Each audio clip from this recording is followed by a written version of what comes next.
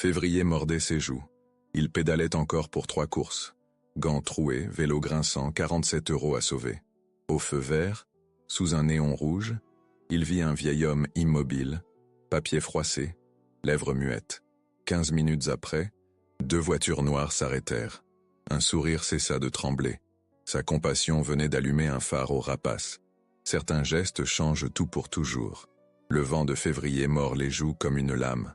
Les rues de Belleville se vident après 20 heures, ne laissant que les ombres et les néons clignotants des commerces fermés. Malik Traoré pédale contre le froid, ses 18 ans taillés dans la nécessité. Ses mains gantées de laine trouée serrent le guidon d'un vélo qui grince à chaque coup de pédale.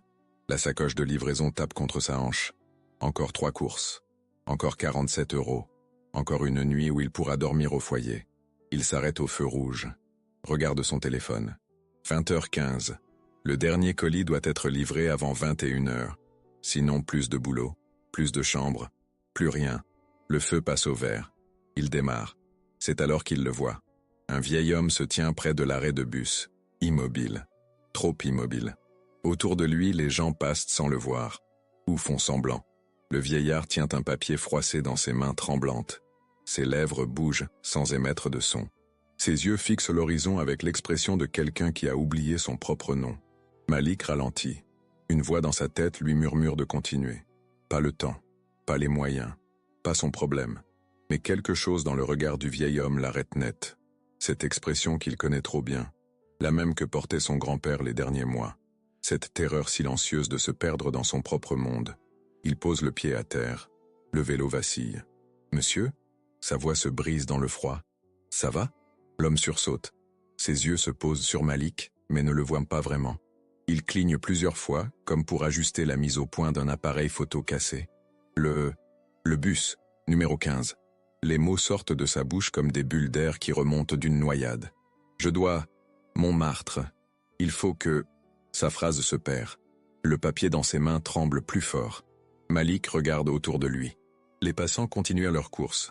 Tête baissée, monde fermé. Une femme en manteau rouge change même de trottoir quand elle les aperçoit. Un homme en costume presse le pas sans un regard. Le 15. Il passe plus à cette heure, monsieur. Malik s'approche doucement, comme on approcherait un animal blessé. Vous habitez où exactement? L'homme fouille dans sa mémoire avec des gestes saccadés. Ses doigts tapotent sa tempe droite. Rue D. Il y a des escaliers. Beaucoup d'escaliers. 20h17. Le téléphone de Malik vibre. Nouveau message de son patron. Où tu es? Client furieux. Dernière chance. Malik éteint l'écran sans répondre. Montmartre, c'est grand, monsieur. Vous vous souvenez du nom de la rue? Le vieil homme secoue la tête, perdé. Ses lèvres tremblent. Pas de froid. De peur. J'avais une adresse, écrite quelque part. Il fouille ses poches avec des gestes désespérés. Ma femme, elle écrivait toujours tout. Mais elle est... Il s'arrête. Ses yeux se mouillent. Malik sent quelque chose se serrer dans sa poitrine. Cette façon qu'a la solitude de dévorer les gens de l'intérieur. Il la connaît trop bien. Écoutez, monsieur, je peux vous aider à chercher. Mais il fait froid, et vous tremblez. Il faut qu'on vous mette au chaud d'abord.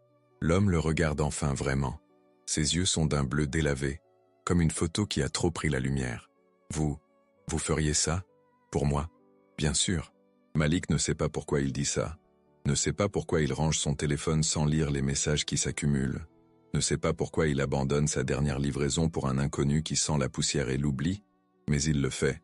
Comment vous vous appelez? Henri. L'homme hésite. Henri Dubois. Le nom sort avec difficulté, comme s'il l'essayait pour la première fois. Moi c'est Malik. On va se débrouiller, Henri. Promis. Malik regarde son vélo. Le porte-bagages à l'arrière pourrait supporter le poids d'un homme âgé. Il a déjà transporté des cartons plus lourds. Vous pouvez vous asseoir là derrière? Je vais aller doucement. Henri observe le vélo avec méfiance. Je ne veux pas vous déranger. Trop tard. Malik sourit. J'ai déjà décidé de vous déranger. Henri esquisse un sourire. Le premier depuis des heures. Il s'installe maladroitement sur le porte-bagages, ses mains cherchant où s'accrocher. Tenez-vous bien. On va d'abord vous réchauffer et après on trouvera votre maison. Malik enfourche le vélo, sans le poids supplémentaire qui modifie l'équilibre. Il pousse sur les pédales, plus fort que d'habitude. Le froid mord ses joues, mais quelque chose de chaud pulse dans sa poitrine. Derrière lui, Henri murmure Ma femme disait toujours.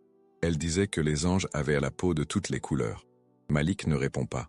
Il pédale dans la nuit de Belleville, sans savoir que l'homme qu'il transporte n'est pas Henri Dubois, sans savoir que ce nom est faux, comme cette confusion, comme cette fragilité, sans savoir qu'Henri Dubois est mort depuis 15 ans, et que l'homme sur son vélo s'appelle Victor Santangelo, sans savoir que Victor Santangelo dirige le plus puissant réseau criminel de Paris depuis 32 ans, sans savoir que cette nuit, sa compassion vient de l'enchaîner à un monde où la gentillesse se paie au prix du sang.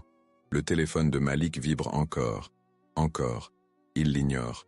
Dans le rétroviseur d'une voiture garée, une ombre les observe depuis un Porsche. L'ombre prend une photo avec un téléphone. L'ombre disparaît. Victor Santangelo sourit dans le noir. Ses doigts ne tremblent plus. Ses yeux ne sont plus perdus.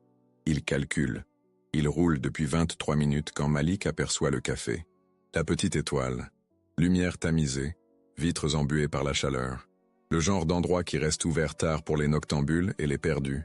Il freine doucement, sans Henri se cramponner plus fort au porte-bagages. On s'arrête ici. Vous avez besoin de vous réchauffer. Henri descend du vélo avec des gestes précautionneux. Ses jambes vacillent légèrement. Malik remarque qu'il porte des chaussures italiennes. Cuir véritable. Pas le genre de chaussures qu'on trouve dans les magasins de Belleville. Pas le genre de chaussures qu'on porte quand on prend le bus 15. Entrez, monsieur Henri. Je vais commander quelque chose de chaud. L'intérieur du café sent le tabac froid et le café brûlé. 3 clients éparpillés dans l'ombre. Un homme au comptoir lit un journal sportif. Une femme fixe son téléphone sans le voir. Un couple chuchote près de la fenêtre. Le serveur, la cinquantaine fatiguée, lève les yeux quand ils entrent. 2 cafés, s'il vous plaît. Et peut-être, vous avez quelque chose à manger? Sandwich jambon beurre. 3 €. Malik fouille ses poches, compte ses pièces. 15 € et 40 centimes. Tout ce qui lui reste jusqu'à la prochaine paie, qui n'arrivera peut-être jamais. Un café et un sandwich alors. Henri s'assoit à une table près du radiateur. Ses mains entourent la tasse fumante quand le serveur la porte. Il boit lentement avec des gestes mesurés. Malik observe ses doigts, pas de traces de travail manuel. Ongles soignés, une chevalière en or qui accroche la lumière. Vous travaillez dans quoi, monsieur Henri? Henri lève les yeux. Une seconde d'hésitation. J'étais dans l'import-export. Avant. Maintenant, je suis à la retraite. Import-export de quoi? Différentes choses. Henri baisse les yeux vers son café. On dit que je pose trop de questions. La phrase tombe comme une pierre dans l'eau. Malik sent quelque chose de froid glisser le long de sa colonne vertébrale. Excusez-moi, je suis curieux, c'est tout. La curiosité... Henri sourit, mais le sourire ne monte pas jusqu'à ses yeux. C'est une qualité précieuse, mais dangereuse. Le téléphone de Malik vibre. Encore. Il regarde l'écran. 12 appels en absence. 15 messages. Il éteint l'appareil. Votre patron? Demande Henri. Ex-patron, maintenant. J'ai loupé ma dernière livraison. À cause de moi. Non. À cause de moi. J'ai choisi. Henri étudie le visage de Malik. Ses yeux bleus se font plus perçants, comme s'il traversait les couches de peau pour lire directement dans les pensées. Vous avez une famille, Malik? Non, plus maintenant. Parents? Maman est morte l'année dernière. Cancer? Papa? Malik hausse les épaules. Papa a disparu quand j'avais 13 ans. Un matin, il est parti acheter des cigarettes. Il n'est jamais revenu. Henri hoche lentement la tête. Les hommes partent. Les femmes restent. C'est comme ça que le monde fonctionne. Et vous? Vous avez de la famille? J'avais. Henri touche sa chevalière. Ma femme est morte il y a 8 ans. Mes enfants? Il s'arrête. Mes enfants me croient mort depuis longtemps. Le silence s'installe entre eux. Le radiateur crache un peu de vapeur. Dehors, la neige recommence à tomber. Pourquoi vous me racontez ça? Demande Malik. Parce que vous m'avez aidé. Parce que vous avez sacrifié votre travail pour un vieil homme que vous ne connaissez pas. Parce que... Henri boit une gorgée de café. Parce que ça fait longtemps que personne ne m'a aidé sans rien attendre en retour. Malik se penche en avant. Mais vous attendez quelque chose, pas vrai? Henri le regarde. Cette fois, son sourire est authentique. Vous êtes intelligent, Malik. Très intelligent. Qu'est-ce que vous voulez? Pour l'instant, rien. Rentrez chez moi. Me souvenir où j'habite. Henri se lève, pose un billet de 50 € sur la table. Gardez la monnaie. Malik regarde le billet. Monsieur Henri, je ne peux pas accepter. Bien sûr que si. Vous avez perdu votre travail à cause de moi. C'est la moindre des choses. C'est trop. Pour vous, peut-être, pour moi. Henri enfle son manteau. Pour moi, c'est moins que la petite monnaie. Ils sortent du café. La neige tourbillonne sous les réverbères. Malik plie le billet, le glisse dans sa poche. 47 € de monnaie. Plus qu'il n'en a eu depuis des semaines. Montmartre, c'est par où, d'après vous? Demande Henri. Malik montre la direction du nord. Par là. Mais c'est loin à vélo. Et à cette heure, le métro? J'ai une meilleure idée. Henri sort un téléphone. Pas un smartphone. Un vieux modèle. Épais, sans écran tactile. Il compose un numéro de mémoire. C'est moi. Sa voix change. Devient plus grave. Plus autoritaire. J'ai besoin qu'on vienne me chercher. Café La Petite Étoile, boulevard de Belleville. Pause. Non, pas seul. J'ai quelqu'un avec moi. Pause plus longue. Quelqu'un qui m'a aidé. Quelqu'un d'important. Il raccroche. Qui vous a appelé? Demande Malik. Un ami. Il va nous conduire. Nous? Vous venez avec moi. Je veux vous montrer où j'habite. Vous présenter à ma famille. Malik hésite. Quelque chose dans le ton d'Henri a changé. Quelque chose de plus froid, de plus calculé. Je ne sais pas si... Malik. Henri pose sa main sur l'épaule du jeune homme. Ses doigts serrent légèrement. Vous m'avez sauvé ce soir. Maintenant, c'est mon tour de vous sauver. Me sauver de quoi? Henri ne répond pas. Il regarde la rue, guettant une voiture qui n'arrive pas encore. Au coin de la rue, une BMW noire se gare. Feux éteints. Moteur qui tourne.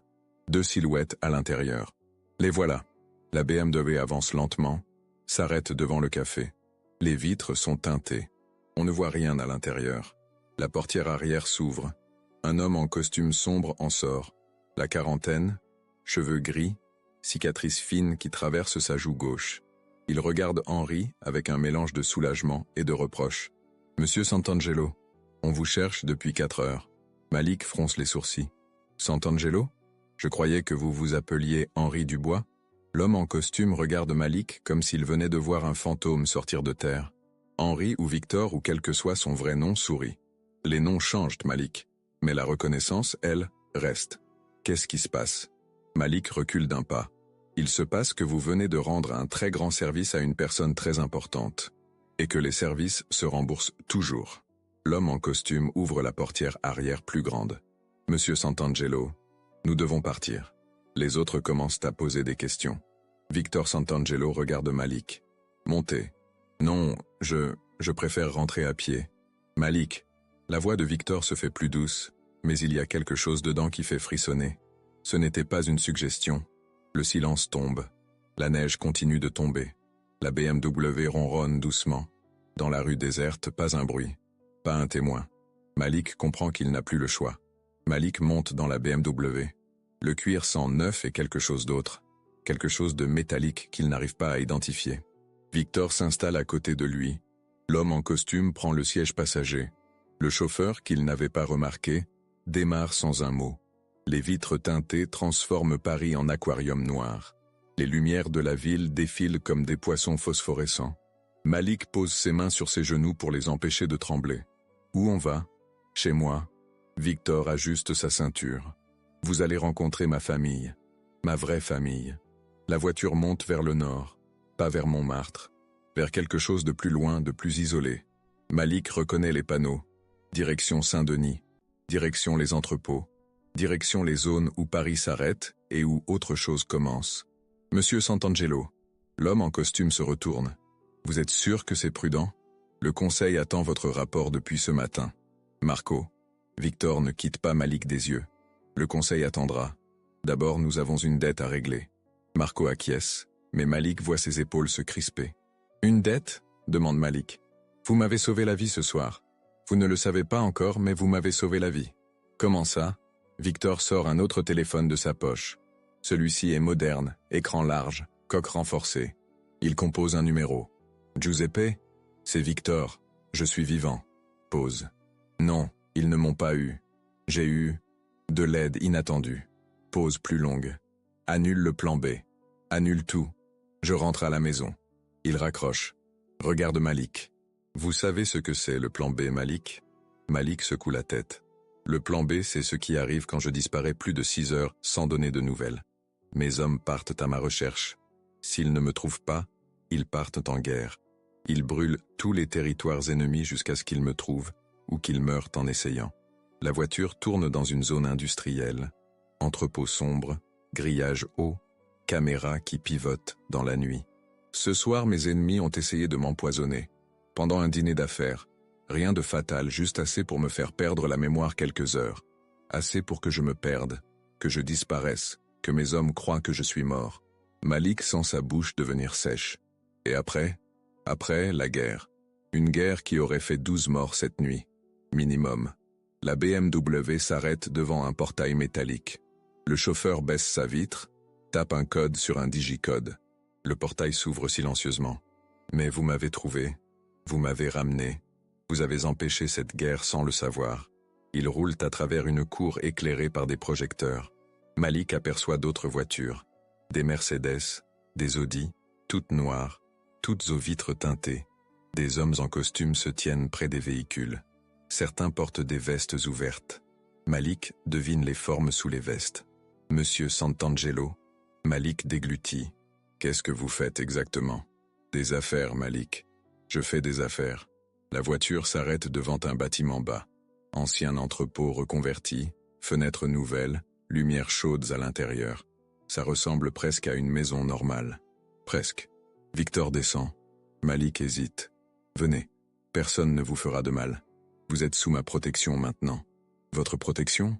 Dans mon monde, Malik, il n'y a que 2 catégories de personnes.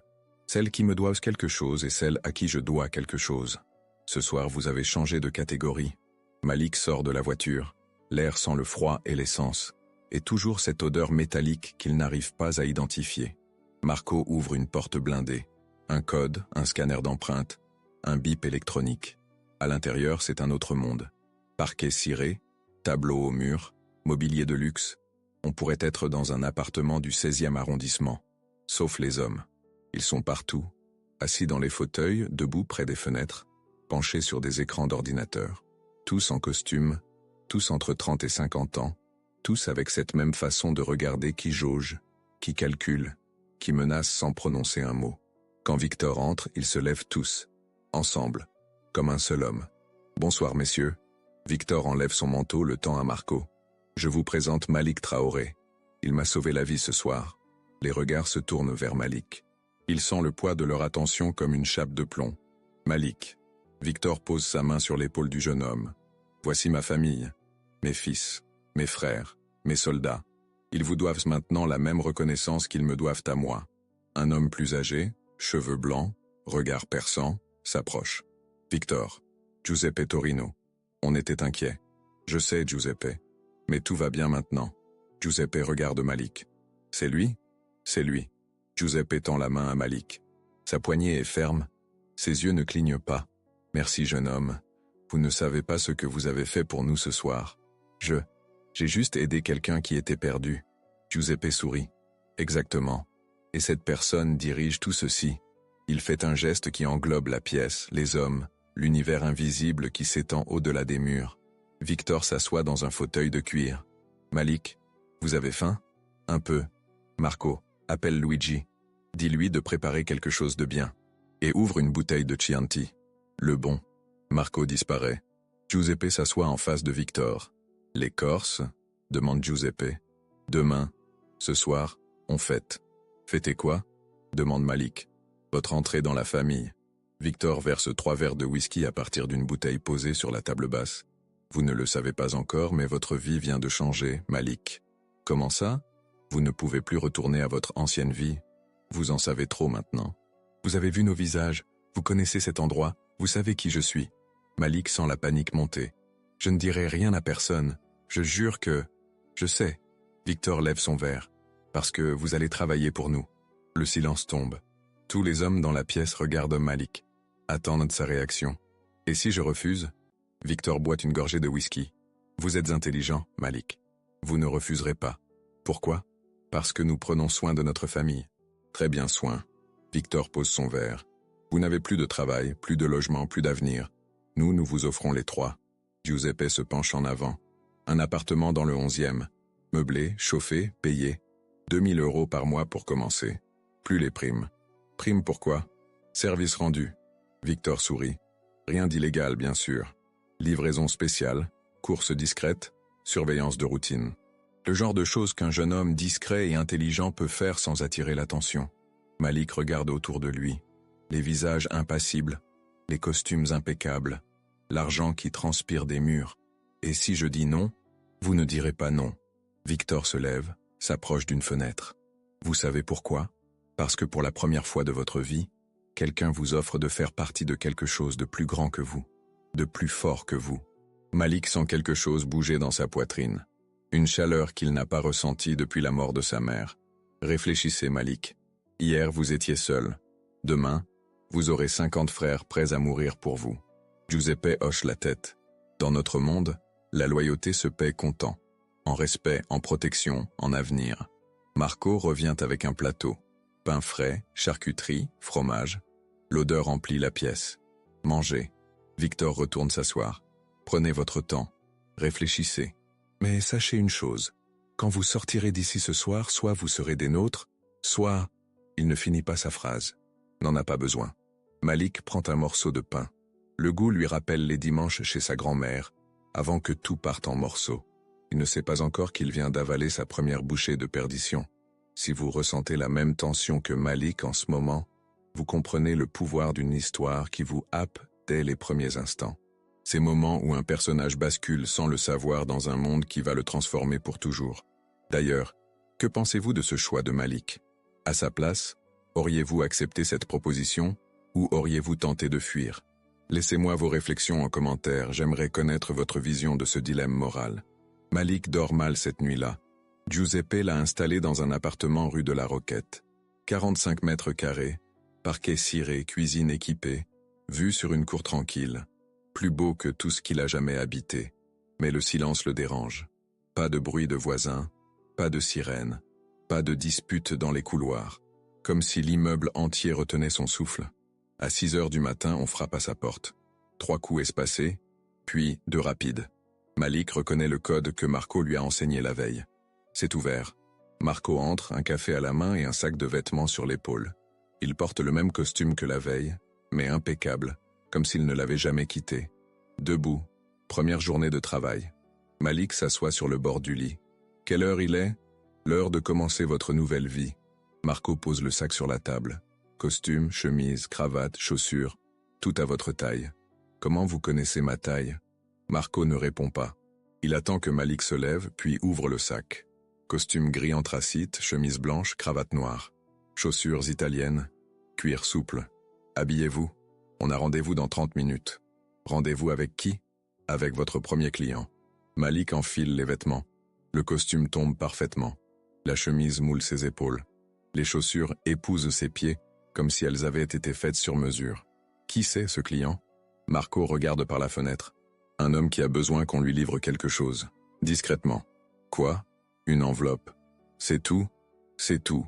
Ils descendent dans la rue. Une Peugeot 208 noire les attend, moteur tournant. Malik reconnaît le chauffeur de la veille. Malik. Marco s'installe à côté de lui. Première règle. Ne posez jamais de questions sur le contenu. Deuxième règle. Livrez toujours en main propre. Troisième règle. Si quelque chose se passe mal, appelez ce numéro. Il lui tend une carte. Pas de nom. Juste un numéro de téléphone en chiffres dorés. Qu'est-ce qui pourrait mal se passer? Rien si vous suivez les règles. La voiture roule vers le centre de Paris. Malik regarde défiler les rues qu'il connaît par cœur. Elles ont l'air différentes depuis l'habitacle de la Peugeot. Plus petites, plus contrôlables. Il s'arrête devant un café, place de la République. Marco sort une enveloppe Kraft de sa veste. Épaisse, fermée par un cachet de cire rouge. Monsieur Laurent Dubois. Cheveux gris, lunettes rondes, cicatrice sur la main droite. Il vous attendra au fond, près des toilettes. Vous lui donnez ça, il vous donne autre chose. Vous rapportez ce qu'il vous donne. Qu'est-ce qu'il va me donner? Marco le regarde. Qu'est-ce que je viens de vous dire sur les questions? Malik prend l'enveloppe. Plus lourde qu'elle en a l'air. Quelque chose de dur à l'intérieur, pas des papiers. Et s'il n'est pas là? Il sera là. Malik descend de la voiture. L'air de février lui pique les joues. Il entre dans le café, commande un espresso au comptoir. Regarde vers le fond. L'homme est là. Exactement comme Marco l'a décrit. Cheveux gris, lunettes rondes. Cicatrice en forme de croissant sur le dos de la main droite. Il lit Le Figaro. Tasse de thé refroidie devant lui. Malik s'approche. Monsieur Dubois? L'homme lève les yeux, sourit. Vous devez être le nouveau. Malik? Laurent. Asseyez-vous. Malik s'assoit, sort l'enveloppe, la pose sur la table. Laurent la fait disparaître dans sa veste d'un geste fluide. Première mission? Demande Laurent. Oui. Nerveux? Un peu. Laurent rit doucement. C'est normal. Moi aussi j'étais nerveux la première fois. Il y a 23 ans. Il sort une enveloppe identique de sa poche intérieure. Même format, même cachet de cire rouge. Pour Giuseppe, en main propre uniquement. Malik prend l'enveloppe. Même poids, même consistance que la première. Monsieur Laurent, qu'est-ce qu'il y a dedans? Laurent replie son journal. Mon petit, dans ce métier, la curiosité est un luxe qu'on ne peut pas se permettre. Moins vous en savez, mieux vous dormez. Et si je ne veux plus dormir? Laurent le regarde attentivement. Vous voulez savoir? Malik hoche la tête. Dans celle que vous venez de me donner, il y a une clé USB. Compte bancaire offshore, transactions des 3 derniers mois, nom et adresse de tous nos intermédiaires financiers en Suisse. Laurent boit une gorgée de thé froid. Dans celle que vous allez rapporter, il y a la même chose, mais concernant nos concurrents. Malik sent quelque chose se serrer dans son estomac. Nos concurrents? Les Corses de Marseille. Ceux qui ont essayé d'empoisonner Victor hier soir. Et qu'est-ce qu'on va faire de ces informations? Laurent se lève, laisse 5 € sur la table. On va s'en servir pour les détruire. Complètement. Définitivement. Il part sans se retourner. Malik reste assis, l'enveloppe dans les mains. Elle lui brûle les doigts. De retour dans la Peugeot, Marco ne pose aucune question. Ils roulent en silence jusqu'à l'entrepôt de Saint-Denis. Cette fois, Malik remarque les détails qu'il avait manqués la veille. Les caméras à chaque angle, les hommes qui patrouillent en permanence, les voitures garées de façon à bloquer tous les accès. Giuseppe l'attend dans le bureau du premier étage. Même costume que la veille, même regard perçant. Malik lui tend l'enveloppe. Alors, comment ça s'est passé? Bien, je crois. Giuseppe ouvre l'enveloppe, examine le contenu sans le montrer à Malik. Sourit. Laurent vous a plu? Il a l'air expérimenté. 23 ans de service. Jamais une erreur, jamais un problème. Giuseppe range l'enveloppe dans un coffre-fort encastré dans le mur. Il était comme vous au début. Jeune, curieux, un peu effrayé. Qu'est-ce qui lui est arrivé? Il a grandi. Il a compris que certaines questions n'ont pas de bonne réponse. Giuseppe s'assoit derrière son bureau. Malik, vous avez fait du bon travail aujourd'hui. Victor est content. Où il est, Victor? En déplacement. Affaires urgentes. Giuseppe ouvre un tiroir, sort une enveloppe plus petite. Votre prime, 500 €. Malik prend l'enveloppe. Plus d'argent qu'il n'en a gagné en 1 mois de livraison. C'est trop. C'est le tarif. Une mission simple, une prime simple. Giuseppe se lève. Demain, vous aurez autre chose à faire. Plus complexe, mieux payé. Quoi? Surveillance. Un homme qui nous doit de l'argent. Il faut s'assurer qu'il ne prend pas le large avant de payer. Malik hoche la tête. Giuseppe lui tend une photographie. Homme d'une 50aine d'années, embonpoint, barbe grise. Michel Ferrand. Il habite Boulogne. Vous le suivez, vous notez ses habitudes, vous rapportez tout à Marco. Et s'il part, vous nous prévenez immédiatement. Et après, Giuseppe sourit. Pas un sourire chaleureux. Après, ce ne sera plus votre problème. Le soir, Malik se retrouve seul dans son appartement. Il compte et recompte les billets. 500 € pour avoir transporté une enveloppe d'un café à un bureau. Plus d'argent qu'il n'en a jamais eu d'un coup. Il se prépare un dîner avec les provisions que Giuseppe a fait livrer. Pâtes fraîches, sauce tomate maison, parmesan râpé. Il mange devant la télévision, une série américaine qui parle de flics et de criminels. Les criminels de la série lui paraissent ridicules maintenant. Trop bruyants, trop violents, trop stupides. Son téléphone sonne. Numéro inconnu. Allô? Malik? C'est Harold, du magasin. Malik sursaute. Il avait oublié Harold, le magasin, sa vie d'avant. Harold, comment ça va? Ça va? Je voulais juste prendre de tes nouvelles. Tu as disparu hier soir, et je vais bien. J'ai trouvé du travail. Ah, c'est formidable. Quel genre de travail? Malik hésite. Livraison, mais en costume. Plus professionnel. Je suis content pour toi, gamin. Tu le mérites. Un silence. Harold? Oui? Merci? Pour l'autre soir. Vous m'avez sauvé. C'était normal. Prends soin de toi, d'accord? Harold raccroche. Malik reste avec le téléphone à la main. Une boule dans la gorge. Il pense à Harold, seul dans son magasin. À faire confiance aux gens même quand ils ne le méritent pas. Il pense à Laurent. 23 ans à transporter des enveloppes sans poser de questions. Il pense à Giuseppe et à son sourire froid quand il a dit que Michel Ferrand ne serait plus son problème. Il pense à Victor quelque part dans Paris en train de préparer la destruction de ses ennemis avec les informations que Malik a transportées. Il se lève, va à la fenêtre. Dans la cour, un homme en costume fume une cigarette. L'homme lève les yeux, aperçoit Malik, lui fait un petit signe de la main. Malik comprend qu'il est surveillé, protégé ou prisonnier. Impossible de savoir. Il ferme les rideaux et retourne sur le canapé.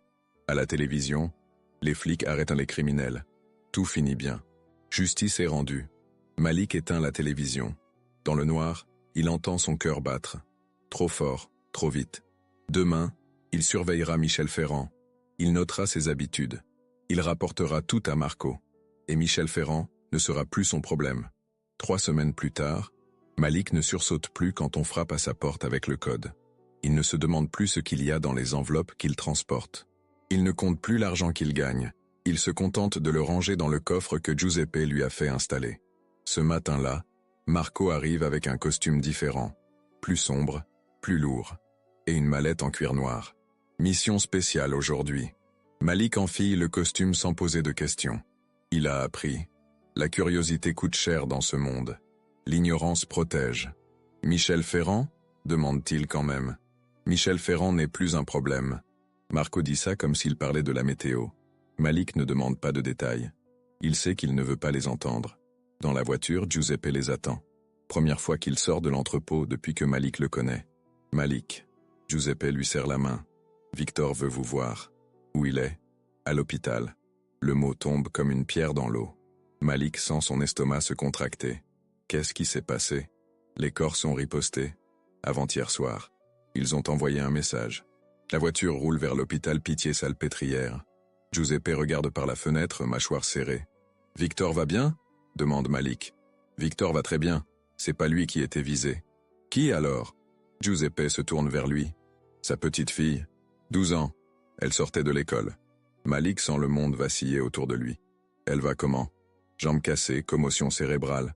Elle vivra. » Giuseppe ferme les poings. Mais ils ont touché à la famille. Ils ont franchi la ligne rouge. À l'hôpital, ils montent directement au 4e étage. Couloir blanc, odeur de désinfectant, chuchotement des infirmières. 2 hommes en costume montent la garde devant une chambre. Ils s'écartent quand ils voient Giuseppe. Victor est assis dans un fauteuil près du lit. Il n'a pas dormi, ça se voit. Ses cheveux sont décoiffés, sa chemise froissée. Dans le lit, une petite fille dort, un bandage autour de la tête. « Malik !» Victor se lève. « Vous êtes venu. Comment elle va ? » « Mieux. Les médecins disent qu'elle pourra sortir demain. » Victor regarde sa petite fille. Elle s'appelle Sofia. C'est la fille de mon fils. Mon fils qui me croit mort depuis 8 ans. Pourquoi il vous croit mort ? Parce que c'est plus sûr pour lui. Pour elle. Victor touche délicatement la main de l'enfant. Dans mon métier, la famille est un luxe dangereux. Mais c'est la seule chose qui nous rend humains. Giuseppe entre dans la chambre. Victor. Tout est prêt. Victor hoche la tête. Se tourne vers Malik. Vous savez pourquoi je vous ai fait venir ? Non. Parce qu'aujourd'hui vous allez comprendre ce que signifie vraiment faire partie de cette famille. Victor sort un téléphone de sa poche. Compose un numéro. C'est moi. On y va. Il raccroche.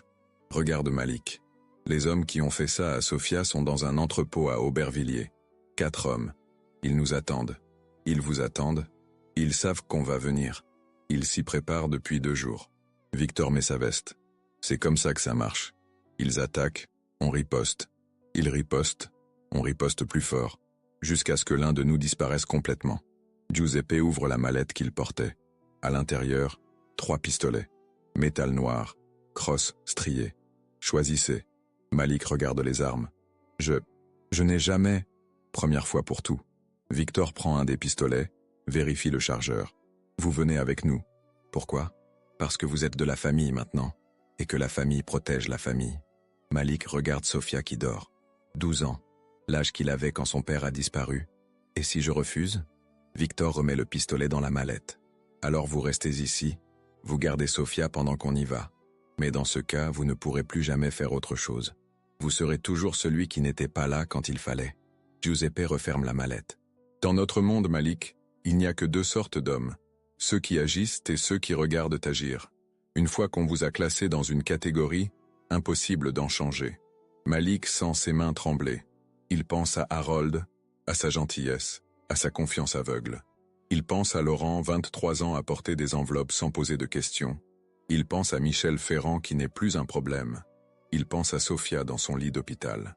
Qu'est-ce qui va se passer là-bas? Justice. Victor met sa main sur l'épaule de Malik. Justice pour une petite fille qui n'avait rien demandé. Malik regarde encore Sophia. Ses cheveux bruns étalés sur l'oreiller, son visage paisible malgré les bandages. Il tend la main vers la mallette, prend un pistolet. Le métal est froid contre sa paume, plus lourd qu'il ne l'imaginait. Bien. Victor sourit. Giuseppe va vous expliquer comment ça marche. Ils sortent de l'hôpital par une sortie de service. 3 voitures les attendent. Moteur tournant, vitres teintées. Malik monte avec Victor et Giuseppe. Le pistolet pèse dans sa poche comme une pierre chaude. Nerveux? Demande Giuseppe. Terrifié. C'est normal. Moi aussi j'étais terrifié la première fois. Mais après, ça devient plus facile. Combien de fois vous l'avez fait? Giuseppe regarde par la fenêtre. Je ne compte plus. Il roule vers Aubervilliers. Banlieue grise, entrepôt vide, terrain vague où poussent les mauvaises herbes. La voiture s'arrête devant un bâtiment industriel abandonné. Ils sont à l'intérieur? Demande Malik. Ils nous attendent. Victor vérifie son pistolet une dernière fois. 4 hommes, 4 balles. Simple. Et s'ils tirent en premier? Ils ne tireront pas en premier. Ils veulent négocier. Ils veulent qu'on trouve un arrangement. Victor ouvre sa portière. Nous, on n'arrange rien. Malik descend de la voiture. Ses jambes tremblent. L'air sent l'essence et la rouille. Au loin, un train siffle. Giuseppe pousse la porte de l'entrepôt. Grincement de métal rouillé. À l'intérieur, 4 hommes les attendent. Debout au centre d'un cercle de lumière projeté par un projecteur de chantier. Ils ont les mains vides, écartés du corps. Victor. L'un d'eux s'avance. Quarantaine, cheveux noirs, accent du sud. On peut discuter. Il n'y a rien à discuter, Castellano. La petite, c'était pas prévu. Mes hommes ont merdé. Tes hommes ont touché à ma famille. Victor sort son pistolet. Giuseppe fait de même. Malik hésite, puis imite leurs gestes. Victor, écoute-moi. On peut s'arranger. Territoire, pourcentage, on peut rediscuter tout. Victor arme son pistolet. Le déclic résonne dans l'entrepôt vide. Il n'y a qu'un arrangement possible, Castellano. Tu veux la guerre? Tu l'auras. Mais ça ne s'arrêtera jamais. Nos fils tueront tes fils. Leurs fils tueront leurs fils. C'est ça que tu veux? Victor regarde Malik. Qu'est-ce que vous en pensez, Malik? On s'arrange ou on termine? Malik sent tous les regards se poser sur lui. Castellano le découvre pour la première fois. Fronce les sourcils. Qui c'est, ce gamin? C'est quelqu'un qui a sauvé ma petite fille. Quelqu'un qui comprend la valeur de la famille. Malik regarde les 4 hommes. Ils ont peur. Ça se voit dans leurs yeux, dans la façon dont ils respirent. Mais ils ne supplient pas. Ils gardent leur dignité même face à la mort. Malik? Victor attend sa réponse. Malik pense à Sophia, à sa jambe cassée, à sa commotion cérébrale, à ses 12 ans qui n'ont pas mérité ça. Il lève son pistolet. On termine. Le premier coup de feu résonne comme un coup de tonnerre. 2 heures plus tard, Malik est de retour dans son appartement. Il prend une douche, met des vêtements propres, mange un sandwich qu'il ne goûte pas. Ses mains ne tremblent plus. Ça l'inquiète plus que si elles tremblaient. Son téléphone sonne. Giuseppe. Victor veut vous voir. Il a quelque chose pour vous. Malik retourne à l'entrepôt. Victor l'attend dans son bureau, une enveloppe à la main. 10 000 €. Prime pour services exceptionnels. Malik prend l'enveloppe sans la compter. Et maintenant? Maintenant, vous êtes vraiment des nôtres. Complètement. Définitivement. Victor s'assoit derrière son bureau. Vous regrettez? Malik réfléchit. Pense à sa vie d'avant, à ses livraisons sous la pluie, à ses nuits dans des foyers sordides. Non, je ne regrette pas. Victor sourit. Parfait. Parce qu'on a d'autres problèmes à régler, d'autres familles à protéger. Quand? Demain. Giuseppe vous expliquera. Malik se lève pour partir. À la porte, Victor l'appelle. Malik? Merci. Pour Sophia. Pour tout. Malik hoche la tête et sort. Dans la cour, il croise Marco qui charge des caisses dans un camion. Alors? Comment ça s'est passé? Bien. Première fois, c'est toujours dur. Après, on s'habitue. Vous vous êtes habitué? Marco s'arrête, regarde Malik. Tu sais ce que j'ai fait avant de travailler pour Victor? Non. Instituteur. École primaire. J'adorais ça. Marco reprend son chargement. Maintenant, j'adore ça aussi. On s'habitue à tout, Malik. Même à ce qu'on croyait impossible. Malik rentre chez lui en métro. Regarde les gens autour de lui. Ils lui paraissent différents maintenant. Plus fragiles, plus innocents. Il se demande s'il voit la différence en lui. Dans son appartement, il allume la télévision. Les informations parlent d'une fusillade à Aubervilliers. 4 morts, aucun témoin, enquête en cours. Le journaliste dit que c'est probablement un règlement de compte entre bandes rivales. Malik éteint la télévision. Il va à la fenêtre. Dans la cour, l'homme en costume n'est plus là. Il n'a plus besoin d'être surveillé. Il est devenu sa propre prison. Son téléphone vibre. Message de Giuseppe. Demain 8 heures. Nouvelle mission. Soyez prêts. Malik regarde le message longtemps, puis tape sa réponse. Je serai prêt. Il envoie le message et va se coucher. Dans le noir, il entend les bruits de la ville. Sirènes, klaxons, cris lointains. La vie continue. Indifférente à ce qu'il est devenu. Il ferme les yeux et s'endort. Demain, il y aura une nouvelle mission. Un nouveau problème à régler. Une nouvelle ligne à franchir. Et il sera prêt. Cette histoire vous a touché? Ces moments où nos choix nous définissent plus que nos intentions résonnent en chacun de nous. Dans la vraie vie, nous sommes tous confrontés à des moments où nous devons choisir entre notre confort et nos principes, entre ce qui est facile et ce qui est juste. Malik a choisi sa voie, mais quelle aurait été la vôtre? Si cette réflexion vous interpelle, rejoignez notre communauté en vous abonnant. Partagez avec nous vos réflexions sur ces dilemmes moraux qui nous révèlent qui nous sommes vraiment. Qu'est-ce qui vous a le plus marqué dans cette transformation de Malik? Son premier geste de compassion ou son dernier geste de violence? Vos commentaires enrichissent notre compréhension commune de ces questions universelles.